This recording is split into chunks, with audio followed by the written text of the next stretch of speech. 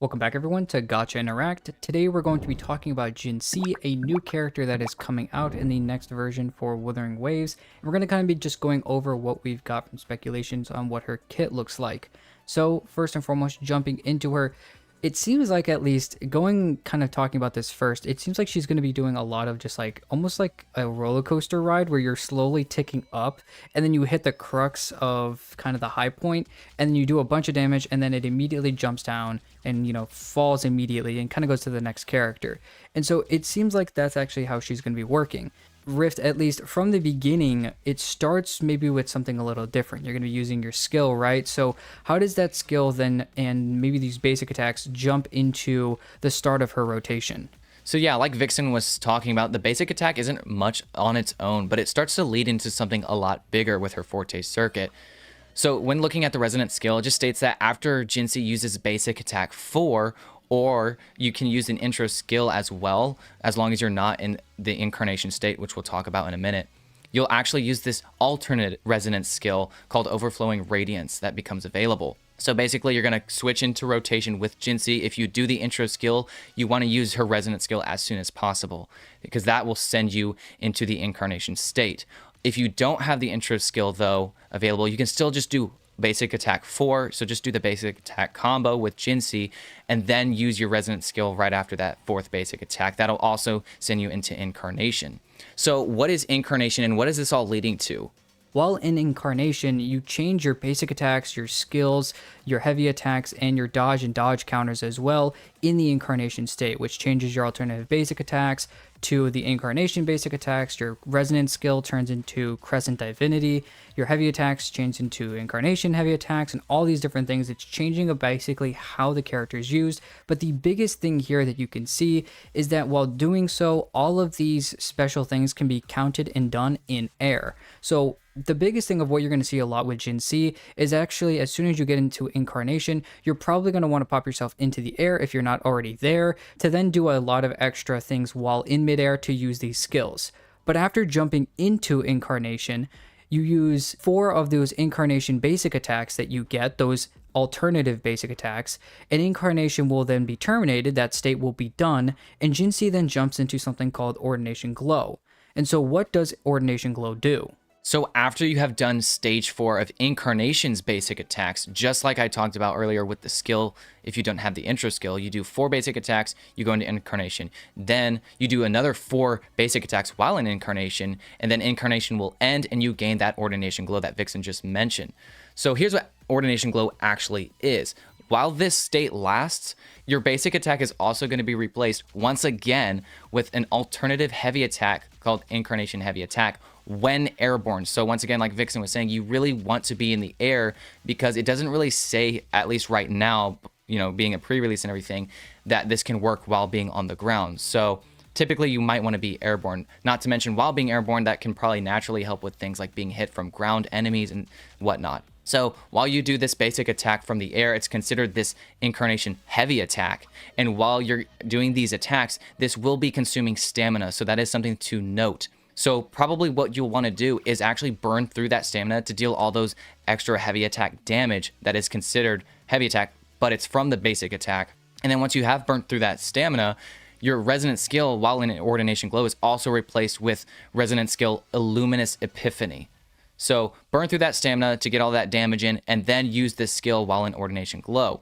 This will send out a solar flare that detonates as what is called Stella Glamour or Star Glamour that deals spectral damage after a short delay. Also, when Jinhsi has incandescence, which we'll talk about a little bit later, you can consume up to these 50 incandescence. Each point of incandescence grants an additional damage multiplier percentage to that Star Glamour from Illuminous Epiphany. That basically just the resonance skill after you've used all that stamina points up with those basic attacks. Now also, while after casting the resonance skill Illuminous Epiphany, Jinhsi gains Unison, and this can be triggered once in every 25 seconds. Now, in talking about Unison, while Jinhsi has Unison, switching to other characters will remove Jinhsi's Unison to trigger Jinhsi's outro skill and the incoming character's intro skill. Unison will be consumed in priority in place of the Concerto energy when Concerto energy is full. Talking about incandescence, Jinhsi can hold up to 50 incandescence at one time. When Jinhsi is on the team, all nearby characters on the team will gain eras in unity. When characters with eras in unity deal damage with an attribute, Jinhsi gains 1 incandescence.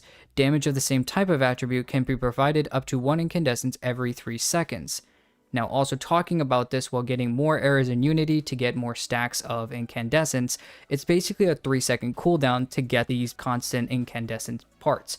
But when using Jinhsi's outro skill or being forced to do so with the unison usage, in her outro skill, Jinhsi reduces the cooldown of eras in unity from 3 seconds to 1 second, and this lasts for 1 second as well. So it's basically just an extra incandescence, just quick usage, so you're basically doubling the amount that you can get quickly right after Jinhsi switches to make sure that by the next time she comes in rotation, Jinhsi should be able to have the 50 by the end of everything. Yeah, so basically Jinhsi has a lot going on. Like Vixen stated at the beginning of the video, this Forte Circuit it's a roller coaster going up that first hill, and then you hit that climax, and then it's just immediate drop. And now you're switching out of Jinhsi and doing your regular rotation with your other 2 characters, then to lead back into Jinhsi to do all of that all over again.